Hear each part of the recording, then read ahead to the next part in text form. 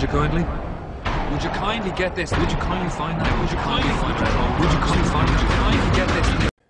You see, my methods have become more subtle, more sophisticated.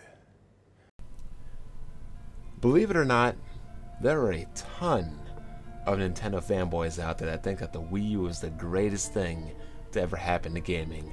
That Nintendo can do no wrong when it comes to the Wii U. That the Wii U has games coming out left and right for it, and that its game library is amazing. This, that, the other, and the third. And to those people, I call them morons. It's no secret that the Wii U is struggling with developer support, with gamer support, with support throughout the industry, with support throughout the media. Hell, even Nintendo themselves does not want to support the Wii U. So, for this video, I'm going to be talking about how I would fix the Wii U, improve the Wii U, and what I would do if I was in charge of the overall direction of the Wii U. And for argument's sake, I cannot go back in time and restructure the hardware, meaning that the hardware they have now is the hardware I will have to talk about. No going back and making it more powerful, giving it an Ethernet port, giving it a hard drive, or any of that. What they have now is what I have to work with within the confines of this video. So, let's begin. First of all, Nintendo is having a hard time gaining and garnering developer support. Third parties, for whatever reasons I will touch on in an additional video or 2 videos later down the road following this one, do not like Nintendo. And if you cannot get third-party support, then you need to bolster yourself from within the ranks. That means first party and second party. You look at Sony. When they had the PlayStation 2, they had a ton of developers, and they recently have picked up Media Molecule. You look at the Xbox One and Microsoft, they're in their 3rd console, and who do they have? Take 10 or Turn 10 and 343 Studios, the people behind Halo. Basically, they have 2 developers that are one-trick ponies. They're not doing it right when it comes to bolstering the inside. They're working well from the outside, but when it comes to working from the inside, they pretty much don't have a clue with what they're doing. So, Atlas. Atlas was a developer they should have bought. The millisecond that Atlas went on sale, Nintendo should have been the #1 person in line to buy that company. No excuses. None. Next up, I mean, you have a working relationship with Platinum Games, and sure, they don't create a blockbuster that'll sell, but they are a talented company, and they can make games, and who knows, they could be in charge or responsible for that next big game coming out that could be a big hit, or hell, they could even work inside and make franchises that you, Nintendo, haven't been making or need to be revitalized, or franchises that could be taken in a new, fresh direction via new hands in game development. Buy Platinum Games, give them a 5-year contract as a second party, buy them outright. It is what it is. Do something. You need to bolster the ranks, period. Next up, you have Capcom. Capcom is poor. Capcom is near broke. Everybody knows the financial situation that Capcom is in. They make pathetic and stupid business decisions, and I'm not faulting Capcom for being bad game developers. I'm faulting them for making basically bad business decisions, and furthermore bad business decisions when it comes to their game development. Their business decisions directly impact their game development quality, and it's pretty much a fact. Now, if Nintendo would go in there and buy them or make them a second party, maybe put them on a 5-year deal, who knows? Nintendo could be in charge of that financial responsibility. Nintendo could be in charge of what games they're making. They need to get away from all these crappy games. They need to get away from all this DLC mentality. Nintendo should just give them a list of games that they want them to make and have them make it. Or have them choose from a selection of games that Nintendo says, here, 10 games on the table, choose 3 to make, get on it. Not to mention that if you bought Platinum Games, that's pretty much the old Capcom, and you have Capcom, which is the current Capcom, maybe you could reblend them back together to make something crazy. You'd basically be making both of them better by doing so. Capcom right now needs direction. They need responsibility, somebody to guide them, to make them the old Capcom and not the current Capcom, which is, I'm calling, Capdivision. I mean, let's be serious here. The last time Resident Evil was Resident Evil was Resident Evil on the GameCube. Resident Evil 0, and my all-time favorite of the series, the remake. Resident Evil 4 was good, but it wasn't a Resident Evil game. 5 was good, but it was pretty much Gears of Evil, and Resident Evil 6, let's not even talk about that right there. Next up, the online needs to be revamped, people. It needs to be revamped. It is ridiculous how more essential gaming features are being ignored and omitted for Nintendo to be concentrating on Social Rejectverse. I have no interest in Miiverse, aka Social Rejectverse. I will never go on it. I will never use it. It has zero to do with gaming to me. It has zero interest to me as a gamer. I will never use it. There's no way you can convince me to use it. For all intents and purposes, I would like it to be gone and for them to concentrate more on the actual online infrastructure of the gaming. It has nothing to do with gaming, and all it is for a bunch of social reject Nintendo nerds to go up there and pretty much deep throat Wiimotes, and it's just stupid. It's stupid. We have Twitter, we have Facebook groups, we don't need another social reject, social gathering media, whatever. It's a waste of time. Concentrate on what's at hand, the actual real gamer infrastructure when it comes to actual gaming. And the first thing you need to do with that is have linked unified accounts. Needs to be done. Friend codes, I don't even know if they exist on 3DS because I don't play it online, but if they do exist, get rid of them. One thing that will forever confuse me is how Nintendo goes about handling the Virtual Console. Sony nor Microsoft has the legacy or the history when it comes to making games and developing games like Nintendo has. They have not been around as long, and Nintendo needs to capitalize on that, but for some reason, they refuse to. Every game Nintendo has developed on the NES, the Super NES, the N64, the GameCube, the Game Boy Color, the Game Boy Advance, and even the Nintendo DS, barring some strange licensing or publishing agreement, see rare games like GoldenEye, needs to be on the Virtual Console. They need to establish that Virtual Console as the place to go for retro gamers, for the place to go for old school gamers, as the place to go for old school gaming. That is something that neither Sony or Microsoft can do. Not only that, but the Virtual Console needs to be cross-compatible, meaning I should be able to play the same games for my Wii U as I can on my Nintendo 3DS. Barring that it be like a GameCube game or a Dreamcast game, maybe if they get those later. But as far as like a Nintendo, a Super Nintendo, an N64, a Game Boy Color, a Game Boy Advance, those games should be cross-compatible across the 3DS and across the Wii U. No excuses. Also, maybe the games need a little improvement. Any game with multiplayer should have online multiplayer. Meaning they should find a way to be able to connect these games so instead of just being local only, these old school local games can also be played online.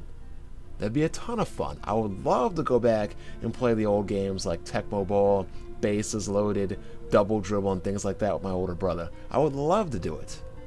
Also, I'm not sure if they have it, but if they don't, they need to add in an import option. I should be able to import Japanese games from the Japanese Virtual Console over to my American Wii U and my American console, regardless if they're translated or not.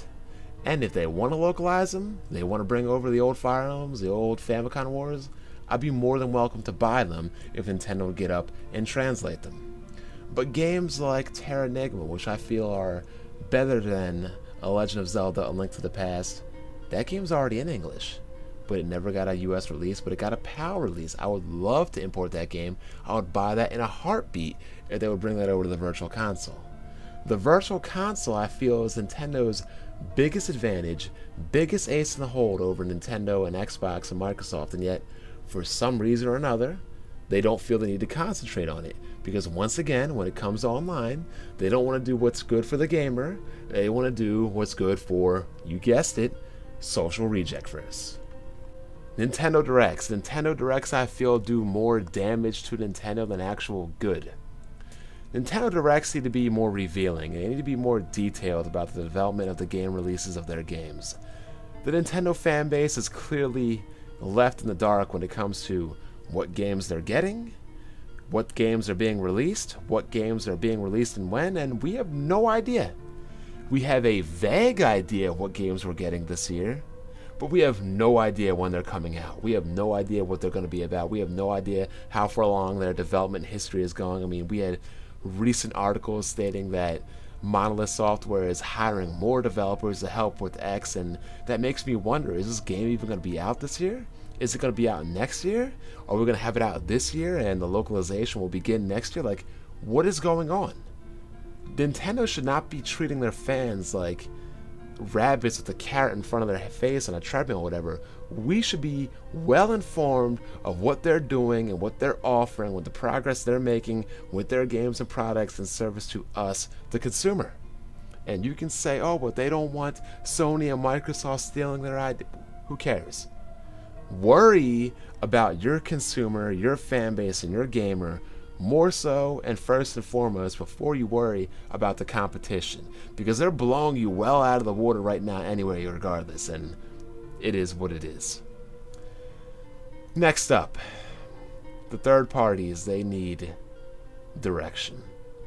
Nintendo, you need to lead by example, and by leading by example, you need to show third parties how to do a game, how to develop a game, how to get the most out of your system, how to get the most out of your online, how to get the most out of the tablet. You need to be the one setting the example, and unfortunately, you refuse to do so.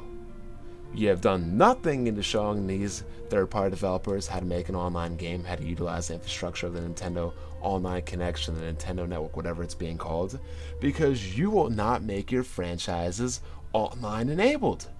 You have a Game of the Year candidate, a multiplayer-driven enabled game in Super Mario 3D World, and you don't have it online. So if you don't want your games and your franchises online, then what makes you think that a third-party developer is going to go out of the way to do that? If you don't want to use a tablet for your games, if you don't want to show how innovative experiences you can make it, how do you expect third-party developers to go out of their way to do the same? If you don't lead, nobody's going to follow. You talk about being the best game developer there is, the top tier game developer, the most innovative game developer, the gods of gaming. Well, if you want to be that title, you want to have that title, you want to be that game developer, then you have to show it. You have to show all these other people, and not just with high scores and not just with sales, but you have to show people how to utilize your hardware. Older franchises, they need to be revived or used more. There's no problem with X, Mario Kart, Donkey Kong, Smash, another yarn game, Bayonetta 2, but when you look at all Nintendo's biggest games of 2014, if these games are all to come out in 2014, X, Mario Kart 8, Donkey Kong Tropical Freeze, Smash U, Yoshi's Yarn, Bayonetta 2, they are all sequel games. They are, people. And even that, but the last Yarn game, the last game in that series was a Yarn game. The last retro game was a Donkey Kong game. The last Monolith Software game was an X game. It's not like they made Donkey Kong Tropical Freeze, made 2 games, and came back to Tropical Freeze, Donkey Kong. They made 2 Donkey Kongs in a row. There was no break, there was no variety, there was no differentiation. They are going back to back. Sequels are fine, but you got to complement it with new stuff, and you got to complement it with different stuff, especially stuff that doesn't come too often. And finally, Nintendo has got to make some sort of incentive for third parties to put their games on the Wii U. They have to reduce dev costs, reduce licensing fees, maybe set up some sort of performance contract to get developers to put their best work on the Wii U. Give them incentive to put their best work on the Wii U and not cut corners and not pretty much treat the Wii U as a third-party dumping ground. Maybe make something like saying like a performance-based contract, like let's say that if your game reaches X amount of copies sold, then Nintendo will compensate you, whether that will be some kind of reward, a financial reward. Maybe Nintendo will personally advertise your next game for you, give you a portion of funding to your next game development project, or maybe fund your marketing, whatever. But developers that put forward the most effort onto the Wii U and can get a fan base and can sell games, they should be rewarded. Tell companies if they can get their game out to sell X copies that you will put out effort to reward their effort, and that their effort will not go unrewarded. All in all, you have to make some sort of push, some sort of case to make third parties feel wanted and make third parties feel needed, because they don't feel needed. They feel as if that you're Nintendo and that's what you do, you're Nintendo, and that you don't need anybody else. And quite honestly, that is how I feel too, because Nintendo acts like they don't need anybody else, when in reality is they do need other people, because Nintendo gamers, even like myself, like other gaming experiences. 95% of what the gaming industry has to offer is not on a Nintendo platform when it should be on a Nintendo platform. You can cry and complain about how much money Microsoft and Sony throw around, but the fact of the matter is Valve throws $0 around, and they get all the support and all the third-party developers and all the support that they could ever need. Nintendo could be on that way too if they have some sort of business strategy that would attract game developers and attract sales to those game developers. And people, that's really all I have to say. 2014 should be interesting. It'll be interesting to see if Nintendo makes any case for changing any of their tactics or any of their actions or strategies, but in my honest opinion, with IWATA at the head of the company, I don't think anything is going to change. I think that this year is going to be a much worse year for Nintendo than 2013. I fully expect that when the PlayStation 4 releases in Japan, that it will leapfrog the Wii U and never look back, unless Nintendo wants to be bold and, do something bold. Go out there, take a risk, roll the dice, take a gamble, do something.